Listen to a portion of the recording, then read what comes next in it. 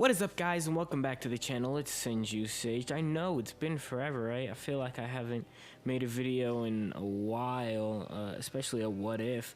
But you know what? I'm gonna get back on the grind, so we're gonna kick it off strong with What If Sasuke Died Part 10. Yeah, I know y'all love this series. Thank you guys so much for getting me. It's almost 5K views now on Part 1. So just be sure to, smash that like button, share the video, stay tuned for some more What If Sasuke Died and other what ifs that will be coming soon. So without further ado, let's get into it.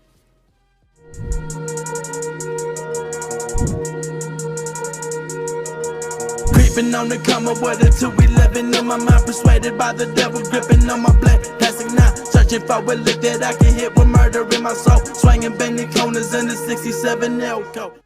Now, when we last left off, we were at the Kazekage retrieval arc, so everything pretty much goes the same with that. Nothing really happens, except Sasori does not give information to Sakura about Orochimaru because Sasuke's dead, and Sakura really don't give a frick about Orochimaru or where he's at. So Sasori doesn't give them information about, the whole meetup and stuff with Kabuto. None of that is really relevant. And along with this, Deidara is killed by Itachi. So the encounter with Deidara, Naruto, and Kakashi goes very differently due to the fact that, Naruto's a lot stronger now, so he kind of handles Deidara. But Deidara is still able to escape because, they don't really know much about, information and stuff about him or what he can do. So he's able to escape after Kakashi kamulise his arm away. But when he escapes, turns out Itachi's there and he kills him. They have that little rivalry, but along with this also, Itachi, he doesn't really give a crap about anything anymore because, Sasuke's dead. I mean, he still has some plans with Naruto and all that going down, but his main focus is not getting intel for the Hidden Leaf Village anymore. He is trying to, get rid of the Akatsuki so they won't try to take over the world and all that jazz. So he's going one by one, killing them, and the first person on his list is, Deidara. He thinks he killed Kisame, but go back to, I believe it was part 2 to go see where that went down. But Kisame is not dead. Itachi thought he killed him. He didn't kill him. All right. So after this, a few months go by, and Naruto begins to train to achieve Sasuke's goal of killing Itachi. So after Sasuke died, Naruto took it upon himself to, get that goal of killing Itachi, that goal that Sasuke always had to avenge the Uchiha clan. Naruto takes over that goal and makes it his goal. So Kakashi introduces the idea of training with shadow clones to help speed up the process, just like in the original manga, because, when shadow clones, they train and they gain knowledge. Once they all come back to the original, person or character or whatever, they gain that information as well. So just like in the manga, Kakashi's like, hey, why don't you train with shadow clones? It'll help speed up the process. So Naruto begins to train, and it soon becomes apparent that the Nine-Tails chakra is beginning to seep out of him. Again, just like in the manga. One of his clones begins to, shroud himself with the Nine-Tails cloak, so the One-Tails. And the clones attack the other clone to no avail. So all the Naruto clans are like, oh, what the heck is that? All the clones start freaking out because that one clone, he's starting to get that one-tailed cloak around him. And so they try to attack him. It doesn't work out. He's too strong.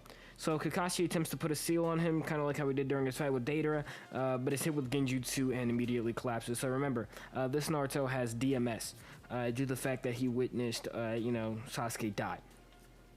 So he has DMS, and so did that clone. Took out Kakashi. Kakashi just drops. He pulled. He just flopped. My man just boop boop, and he was out. All right. So the other clones begin to panic and attack full force, and are still unable to outmatch him. So Naruto's like, "Oh crap! This clone is getting kind of strong." So he summons a bunch of clones, try to take him out. Doesn't work. The cloak starts to get bigger. It goes 2 tails, 3 tails. Yeah, Naruto's starting to panic because there's nobody there, and he doesn't want the village to be destroyed or anything like that because it's that powerful. So he's trying to take it out, but it's not working. But while all this is going down, out of nowhere, suddenly wood pillars emerge from the ground and surround the Nine-Tails cloak. Oh snap! Who could it be?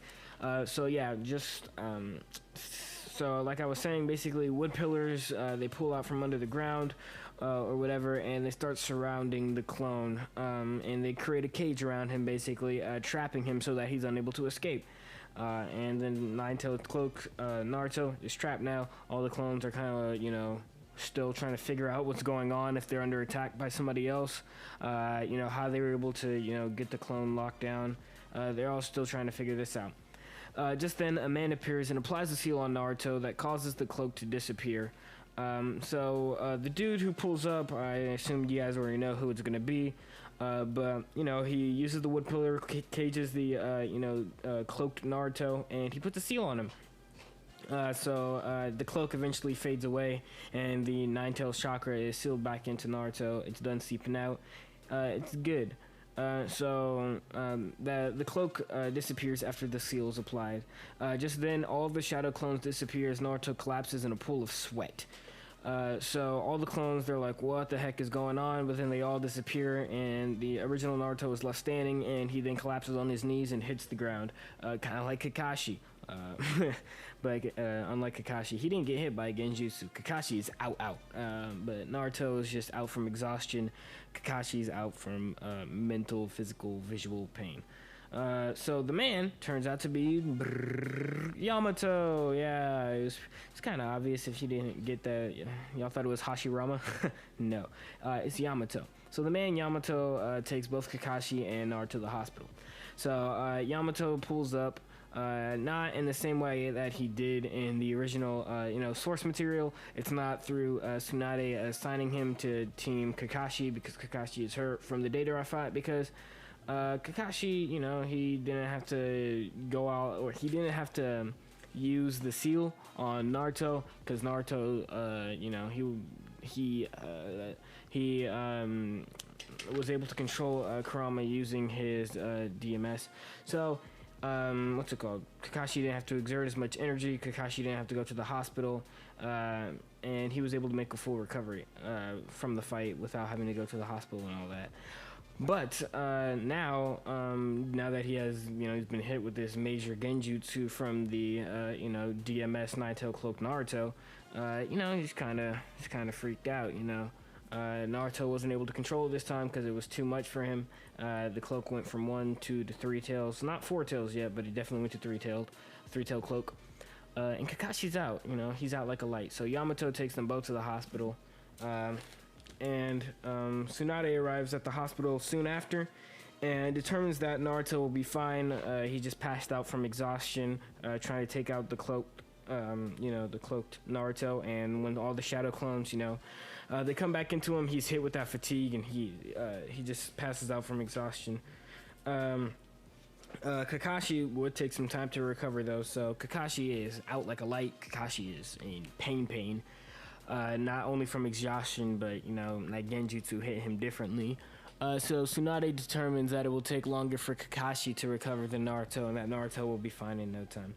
So afterwards, Tsunade meets with Yamato and assigns him to oversee Naruto's training due to the fact that, his wood style from his Hashirama cells, it's perfect for, getting the Nine Tails under control. So she allows Naruto to continue his training if another incident like this doesn't happen, and to help with that, Yamato is assigned to overwatch Naruto's training. So everybody's happy, except Kakashi, because he's in a hospital bed.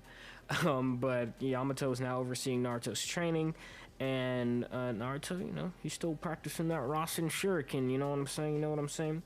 Meanwhile, while this is all going down, while Naruto and Yamato, they're meeting up, talking, while all this is going down, Hidan and Kakuzu have captured the Two Tails. So yeah, just like in the manga, they captured the Two Tails. They then head to the Monk Temple to kill Chiriku, I think that's his name. Yeah, Chiriku. So they go to the Monk Temple to get Chiriku. But before they can attack Chiriku, they encounter a certain someone, and a bunch of crows begin to flock around them. It then turns out that Itachi appears in front of them, and you get Itachi, Chiriku versus Hidan and Kakuzu, but we're going to get into that in the next episode. Thank you guys so much for watching. Please be sure to like, comment, and subscribe if you haven't already, and share the video, please. Trying to get to 1K subscribers currently. We're almost at 700, so if you guys could help out, that would be amazing. I promise you guys will start posting more. I know I haven't posted in a minute, but thank you guys for tuning in for this episode. If you guys want to see part 11 of What If Sasuke Died, let's try to get this video to like 40 likes, alright? I know it's been a minute, but I know you guys can do it. And again, thank you guys so much for watching the video. Love y'all, and I'll catch y'all soon. Peace.